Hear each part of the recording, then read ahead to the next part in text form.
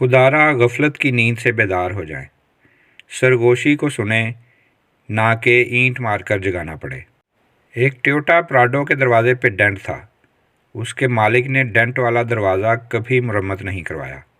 कोई पूछता तो वो बस यही कहता, ज़िंदगी की दौड़ में इतना तेज़ नहीं चलना चाहिए कि किसी को ईंट मारकर गाड़ी रोकनी पड़े।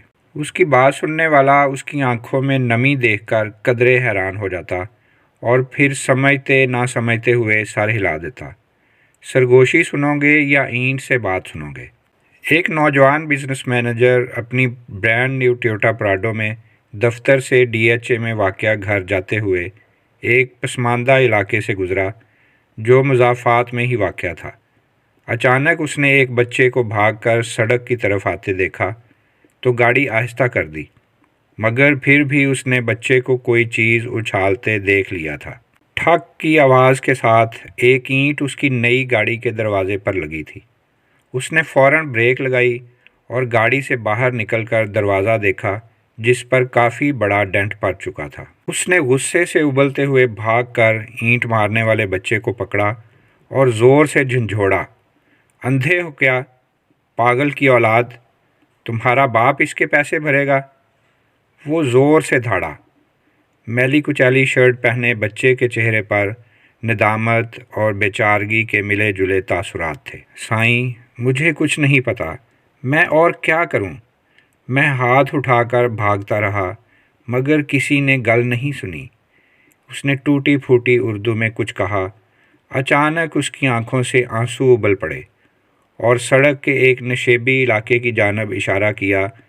उधर मेरा अब्बा गिरा पड़ा है, बहुत वज़नी है, मुझसे उठ नहीं रहा था, मैं क्या करता साईं? बिजनेस एग्जेक्टिव के चेहरे पर एक हैरानी आई और वो बच्चे के साथ नशेबी इलाके की तरफ बढ़ा तो देखा एक माजूर शख्स औंधे मुँह मिट्टी में पड़ा हुआ था और साथ ही एक व्हील चेयर गिरी पड़ी थी।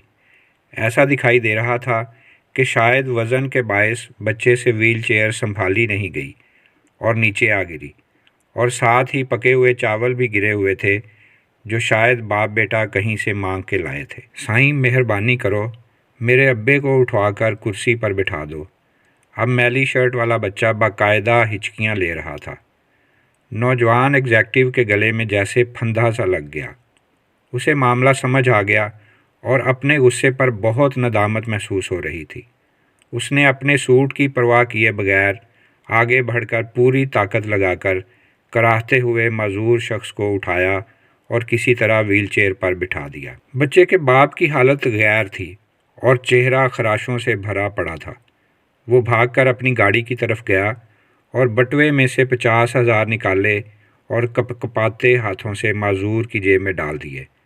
फिर टिश्यू पेपर से उसकी खराशों को साफ़ किया और व्हील चेयर को धकेल कर ऊपर ले आया। बच्चा ममनूनियत के आंसुओं से उसे देखता रहा और फिर बाप को लेकर अपनी झुग्गी की तरफ चल पड़ा।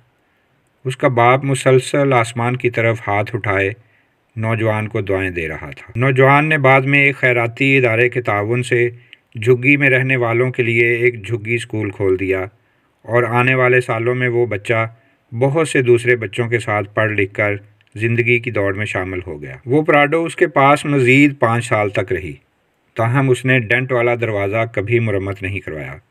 कभी कोई उससे पूछता तो वो बस यही कहता, ज़िंदगी की दौड़ में इतना तेज़ नहीं चलना चाहिए कि किसी को ईंट मारकर गाड़ी रोकनी पड़े, क्योंकि ऊपर वाला कभी हमारे कानों में सरगोशियाँ करता है और कभी हमारे दिल से बातें करता है।